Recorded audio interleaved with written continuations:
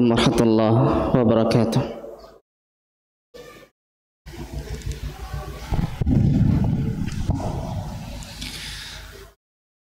Allahu Akbar, Allahu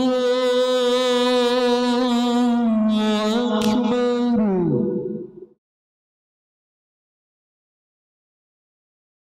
Allahu Akbar, Allahu Akbar.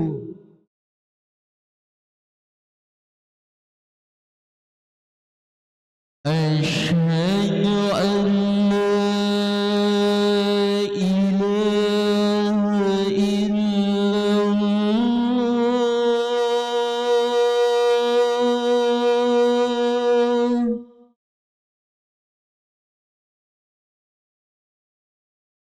أشهد أن لا إله إلا الله.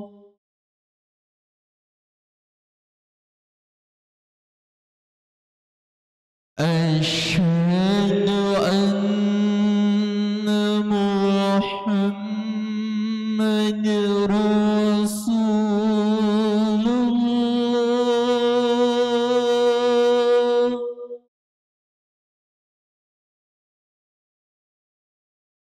أشهد أن محمد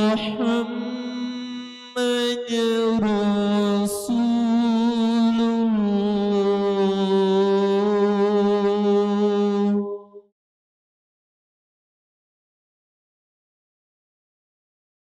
حي على الصلاة.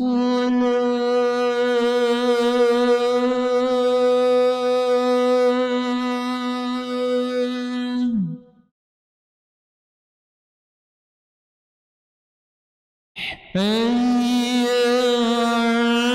على الصلاة.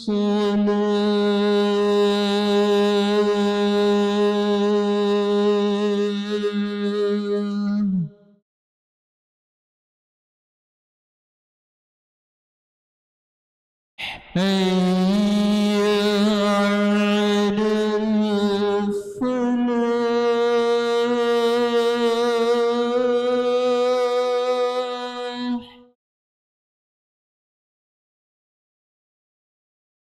حي على الفلاح.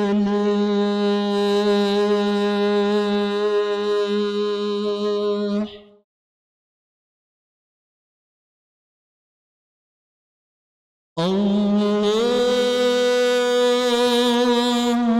أكبر، الله أكبر. لا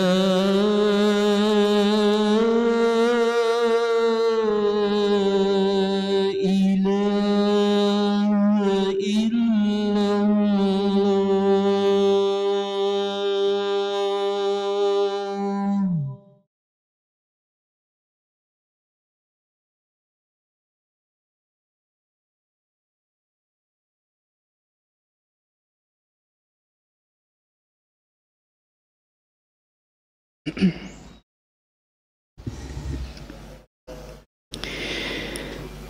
إن الحمد لله نحمده ونستعينه ونستغفره ونتوب إليه ونعوذ بالله من شرور أنفسنا من سيئات أعمالنا. من يهده الله فلا مضل له ومن يضلله فلا هادي له.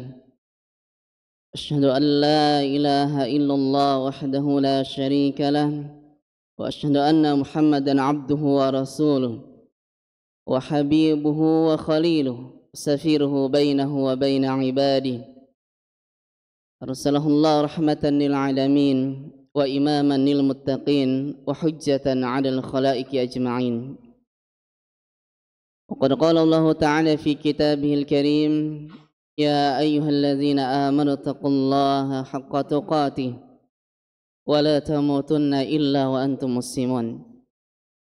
يا أيها الناس اتقوا ربكم الذي خلقكم من نفس واحدة وخلق منها زوجها وبث منهما رجالا كثيرا ونساء واتقوا الله الذي تساءلون به والأرحام إن الله كان عليكم رقيبا يا أيها الذين آمنوا اتقوا الله وقولوا قولا سديدا يصلح لكم أعمالكم ويغفر لكم ذنوبكم ومن يطع الله ورسوله فقد فاز فوزا عظيما أما بعد معاشر المسلمين rahimani wa rahimakumullah. Segala puji bagi Allah subhanahu wa ta'ala Rabbul Izzati wal Jalalah yang telah menjadikan kita sebagai pemimpin di rumah tangga kita. Salawat serta salam senantiasa tercurah kepada Nabi yang mulia, Rasul kita tercinta, Nabi Muhammad sallallahu alaihi wa ala alihi wasallam. Ma'asyiral muslimin rahimani wa rahimakumullah. Provinsi Jawa Barat telah menetapkan bahwa Kabupaten Bekasi dengan kasus KDRT yang terbanyak di provinsi kita. Dan ini menjadikan pertanyaan untuk kita semuanya. Dinas Pemberdayaan Perempuan dan Perlindungan Anak DP3A sering melakukan penyuluhan demi penyuluhan ke berbagai komunitas yang juga dilakukan sore ini di beberapa komunitas yang ada. Sekarang muncul pertanyaan kepada kita semua, kenapa Kabupaten Bekasi menjadi salah satu kabupaten yang banyak kasus kekerasan di dalam rumah tangga mereka?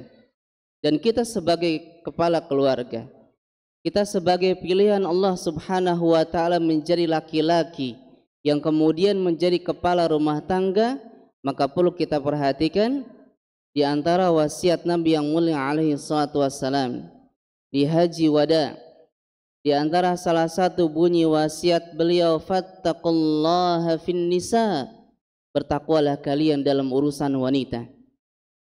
Fa innakum akhadhtumuhunna bi amanillah, karena kalian mengambil mereka, mengambil wanita yang dulunya bukan siapa-siapa kita, bi amanillah, dengan amanah dari Allah, dengan janji suci yang telah kita tunaikan di hadapan kedua orang tuanya, bi amanillah. Di dalam riwayat Muslim ini Nabi yang mulia alaihi salatu wassalam di penghujung hayat beliau di Haji Wada', salah satu bunyi wasiat beliau ini yang perlu kita perhatikan, bertakwalah kalian di dalam urusan wanita, di dalam urusan istri-istri kalian, karena kita mengambil mereka dengan amanah Allah subhanahu wa ta'ala. Maka ma'asyiral muslimin rahimani wa rahimakumullah, Allah subhanahu wa ta'ala juga telah menyebutkan wa'ashiruhunna bil ma'ruf, pergaulilah mereka dengan cara yang baik. Dengan cara yang baik. Yang namanya manusia pasti ada yang tidak kita sukai dari istri kita. Fa in karihtumuhunna, ketika kalian tidak menyukai dari salah satu sifat mereka, fa'asa an takrahu syai'an, mungkin apa yang tidak kita sukai tersebut ternyata Allah jadikan khairan katsira, kebaikan yang banyak untuk kita semuanya. Ma'asyiral muslimin rahimani wa rahimakumullah. Maka sebagai bukti Nabi yang mulia alaihi salatu wassalam adalah teladan kita, yang ia mengungkapkan khairukum khairukum linisaihim, sebaik-baik kalian adalah yang paling baik terhadap istri mereka, wa ana khairukum linisai, dan aku, kata Nabi yang mulia alaihi salatu wassalam, sebagai tauladan kita, bukan hanya tauladan dari sisi akidah, bukan hanya teladan dari sisi ibadah, tetapi teladan di dalam sisi rumah tangga. Wa ana khairukum linisai, aku adalah orang yang paling baik terhadap istri-istriku. Maka ma'asyiral muslimin rahimani wa rahimakumullah, seorang sahabat Muawiyah bin Haidah bertanya kepada Nabi yang mulia alaihi salatu wassalam, "Ya Rasulullah, wahai Rasulullah sallallahu alaihi wasallam, ma haqqu zawjati ahadina alaihi?" Apa hak istri kita atas kita? Hak yang harus kita penuhi terhadap mereka. Yang pastinya kita pun menuntut hak dan kewajiban dari istri-istri kita. Maka sahabat Nabi yang mulia ketika bertanya tentu mengharapkan bahwa permasalahan ini tidak sering terjadi. Kemudian Nabi yang mulia alaihi salatu wassalam menyebutkan an tut'imaha idza ta'imta. Yang pertama, berilah dia makan apa yang telah engkau makan. Terkadang seseorang lebih loyal terhadap temannya, suka makan-makan dengan kawannya, tapi istrinya di rumah dalam keadaan yang tidak seenak dirinya dengan kawannya. Maka perlu kita perhatikan, wa taksuha idza tasaita, dan kau pakai pakaian berilah seperti yang kau pakai. Wala tadribil wajha, dan jangan kau pukul wajahnya. Wala tuqabbi, dan jangan kau caci dia.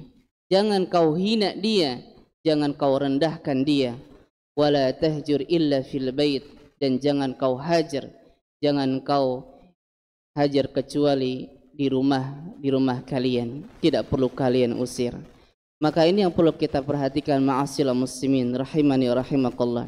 Yang perlu kita renungkan bahwa negeri kita, kabupaten kita khususnya ternyata menjadi salah satu kabupaten yang terbanyak kasus KDRT. Yang ini perlu kita perhatikan. Mungkin kita tidak melakukannya, tetapi bagaimana kita bisa memperbaiki ketika ada orang lain mereka melakukan hal ini dan kita bisa memberikan solusi ataupun gambaran kepada mereka. Barakallahu li wa lakum fil Qur'anil Karim. Aqulu qali hadza fastaghfiruhu innahu huwal ghafurur rahim.